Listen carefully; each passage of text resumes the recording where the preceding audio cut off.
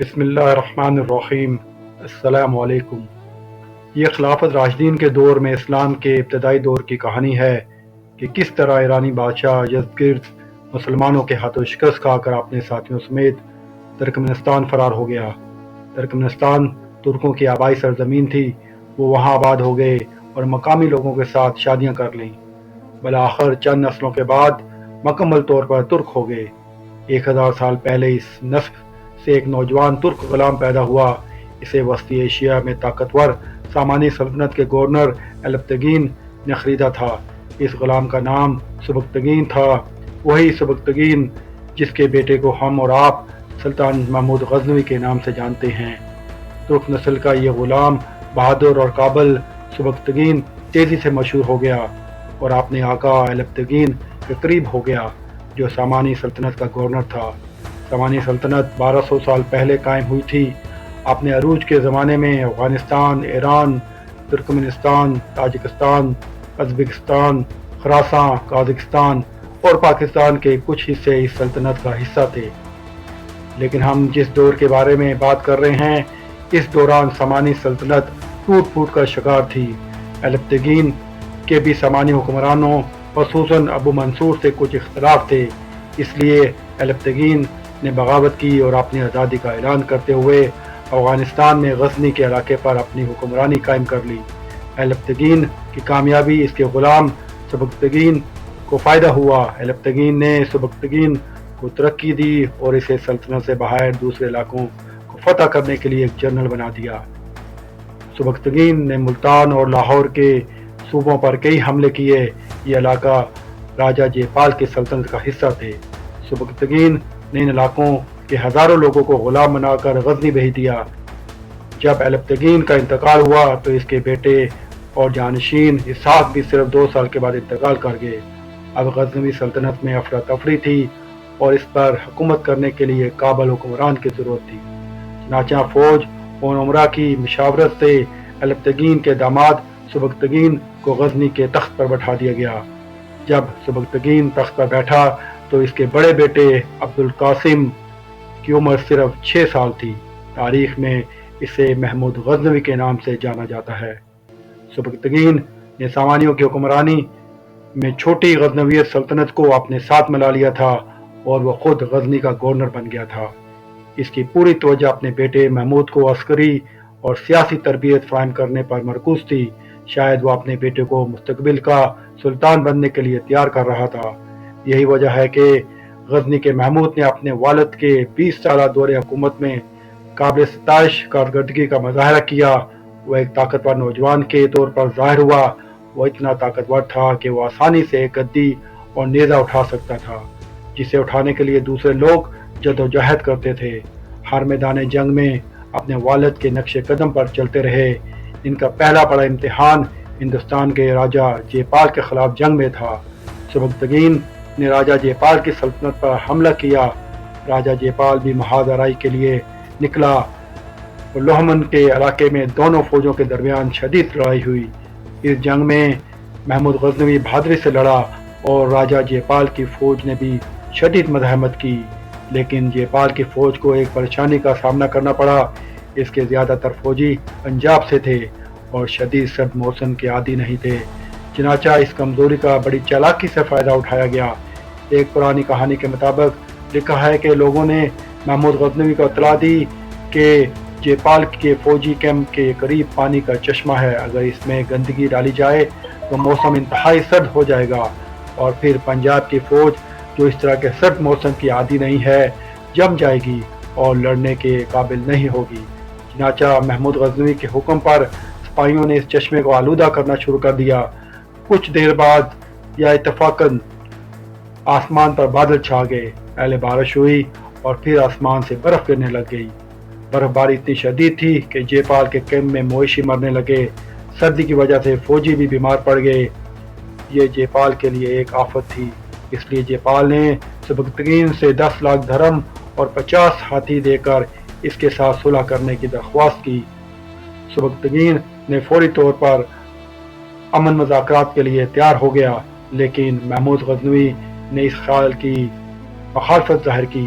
تاہم راجہ کا ایک قاصد آیا جس نے سبکتگین کو راجپوتوں کے ساتھ صلح نہ کرنے کی نتائج سے خبردار کیا۔ ایلچی نے دعویٰ کیا کہ راجپوتوں کے پاس انتہائی انتقامی کارروائی کی روایت تھی جس میں ان کی بیویوں اور بچوں کو قتل کرنا، ان کے گھروں کو جلانا اور دشمن کی صفوں میں شامل ہونا شامل ہے۔ سبکتگین اس معلومات سے متاثر ہو کر امن کی راہ پر گامزن ہو گیا، تاہم جے پال کے مختلف منصوبے تھے۔ وہ سبکتگین کے ترجمانوں کو لے کر لاہور چلا گیا۔ لاہور میں جے پال نے ترجمانوں کو قید کر لیا اور ایک نئی جنگ کی تیاری شروع کر دی۔ ہندوستان کی پڑوسی ریاستوں جیسے دہلی، اجمیر، کالنجر اور کنوج سے مدد طلب کرتے ہوئے جے پال نے 1,00,000 کی ایک بڑی فوج جمع کی اور لغمان کی طرف کوچ کر گیا۔ جواب میں سبکتگین نے بھی اپنی افواج کو اکٹھا کیا اور جے پال کی فوج کا اونچے مقام سے اندازہ لگایا۔ اس نے دشمن کی صفوں میں بڑی تعداد کا مشاہدہ کیا، لیکن اسے احساس ہوا کہ اس کے پاس جنگ کے لیے اتنی بڑی طاقت نہیں ہے۔ اس لیے سبکتگین نے ایک فوجی حربہ استعمال کیا۔ اس نے اپنے سپاہیوں کو 500 کے گروپوں میں تقسیم کیا اور مسلسل حملوں سے جے پال کی فوج کے اندر کمزور مقامات کو نشانہ بنایا۔ جے پال اس حکمت عملی کا مقابلہ نہیں کر سکا، جس کے نتیجے میں ایک تباہ کن شکست ہوئی۔ سبکتگین جیت کر ابھرا اور کافی دولت حاصل کی۔ اس نے اپنی غزنوی سلطنت کو وسعت دی اور پشاور سے لاہور تک پورے علاقے کو شامل کیا۔ محمود غزنوی نے اپنی فوجی تربیت کے ساتھ اپنی اخلاقی تربیت بھی اپنے والد سے حاصل کی۔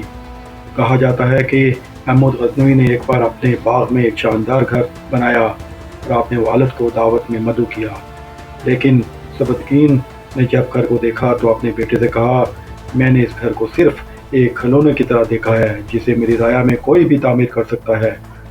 پھر اس نے اپنے بیٹے کو نصیحت کی کہ ایک شہزادے کا کام یہ ہے کہ وہ شہرت کی ایسی یادگاریں تعمیر کرے جو شان و شوکت کے ستونوں کی طرح ہمیشہ قائم رہیں۔ سبکتگین نے غزنی سلطنت کی حدود کو افغان علاقے بلخ تک بڑھا لیا تھا۔ آج سے تقریباً 1023 سال پہلے سبکتگین کا انتقال بلخ میں ہوا۔ مرتے وقت اس نے اپنی سلطنت اپنے بیٹے اسماعیل کے نام کر دی۔ اسماعیل نے تخت پر بیٹھتے ہی اپنے درباریوں پر مال و دولت لٹانا شروع کر دی۔ ادھر محمود غزنوی سبکتگین کی موت کے وقت اس کے پاس نہیں تھا، بلکہ وہ نیاشپور میں سامانی سلطنت کے خلاف ایک بغاوت کو کچل رہا تھا۔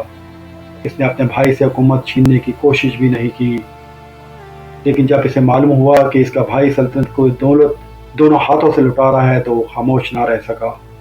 اس نے اسماعیل کو ایک پیغام بھیجا اور پیشکش کی، اگر اسماعیل باقی سلطنت خود چھوڑ دے تو محمود غزنوی سے بلخ اور خراساں کا حکمران تسلیم کر لے گا، لیکن اسماعیل نے محمود غزنوی کی اس پیشکش کو مسترد کر دیا۔ اب محمود غزنوی نے اپنے ایک چچا اور چھوٹے بھائی کی حمایت سے بغاوت کر دی۔ محمود غزنوی اپنی فوج اور اتحادیوں کے ساتھ غزنی کے قلعے کی طرف بڑھا تاکہ خزانے اور قلعے پر قابض ہو سکے۔ اتفاق دیکھیے کہ اسماعیل بھی اسی وقت غزنی میں نہیں تھا، وہ بھی غزنی کی طرف دوڑا تاکہ محمود سے پہلے وہاں پہنچ سکے۔ پھر تاریخ کا یہ اتفاق بھی دیکھیے کہ دونوں بھائی ایک ہی وقت میں غزنی کے قریب پہنچ گئے اور اب غزنی کے قلعے پر قبضے کے لیے دونوں میں جنگ شروع ہو گئی۔ اسماعیل کے لشکر میں ہاتھی بھی شامل تھے اور بظاہر اس کا پلہ بھاری نظر آ رہا تھا، لیکن محمود غزنوی جیسے منجے ہوئے کمانڈر کے سامنے اتنا بڑا اس کا لشکر زیادہ دیر تک نہ رہ سکا۔ لڑائی میں اسماعیل کی فوج کو جلد پسپائی ہوئی، لیکن غزنی کا قلعہ چونکہ ان کے قریب تھا اس لیے اسماعیل اپنے سپاہیوں سمیت قلعے میں داخل ہو گیا اور وہاں پوزیشن سنبھال لی۔ اب صورتحال یوں تھی کہ اسماعیل غزنی کے قلعے اور شاہی خزانے پر قابض تھا، مگر محمود غزنوی قلعے کے باہر محاصرہ کیے ہوئے موجود تھا۔ لیکن اسماعیل کے ساتھ مسئلہ یہ تھا کہ وہ قلعے کے اندر رہتے ہوئے یہ خزانہ استعمال نہیں کر سکتا تھا اور اس خزانے کو استعمال کرتے ہوئے باہر سے بڑی فوج بھی تیار نہیں کر سکتا تھا۔ سو کچھ عرصے بعد اس نے مایوسی میں ہتھیار ڈال دیے۔ قلعے اور خزانے کی چابیاں بھی محمود غزنوی کو پیش کر دی گئیں۔ اب محمود غزنوی نے اسماعیل سے پوچھا، بتاؤ اگر جنگ میں تم جیت جاتے تو مجھ سے کیا سلوک کرتے؟ اسماعیل نے کہا، میں تمہیں ایک ایسے قلعے میں قید کر دیتا جہاں عیش و آرام کے تمام سامان موجود ہوتے۔ محمود غزنوی نے بھی ایسا ہی کیا اور اسماعیل کو غزنی کے آباء و اجداد کے مقبرے کے قریب ایک قلعے میں قید کر دیا۔ یہاں اسماعیل کو تمام سہولتیں میسر تھیں، لیکن وہ پھر بھی اسیر تھے اور یہیں پر بالآخر اس کی موت واقع ہوئی۔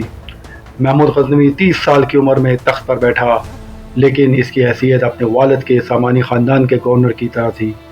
سامانی خاندان کے ساتھ اپنی وفاداری کا مظاہرہ کرنے کے لیے محمود غزنوی نے سامانی دارالحکومت بخارا میں اپنا سفیر بھیجا، تاہم وہ زیادہ دیر تک اس کمزور خاندان کے کنٹرول میں نہیں رہ سکا۔ 999 میں محمود غزنوی نے سامانیوں سے آزادی کا اعلان کر دیا۔ ممکن تھا کہ سامانی بغاوت کو کچلنے کے لیے فوج بھیجتے، لیکن سلطان محمود غزنوی کو فائدہ یہ ہوا کہ سینٹرل ایشیا کا ایک طاقتور حکمران ایلک خان نے بخارا پر حملہ کر دیا۔ اس نے سامانی سلطنت کو صفحہ ہستی سے مٹا دیا۔ سلطان محمود غزنوی نے ایلک خان کی بیٹی سے شادی کر کے اسے اپنا اتحادی بنا لیا۔ سلطان محمود غزنوی نے نئے منصوبوں کے ساتھ اپنی سلطنت کو وسعت دینے کے لیے خود کو وقف کر دیا۔ اس کے قریب سونے اور خزانوں سے بھری زمین تھی۔ ہندوستان کی دولتمند سرزمین نے سلطان محمود غزنوی کو حیران کر دیا تھا، جس کے بت سونے کے تھے، جس کے مندروں میں ہیرے جواہرات کے خزانے تھے اور شہروں میں دولت کے ڈھیر تھے۔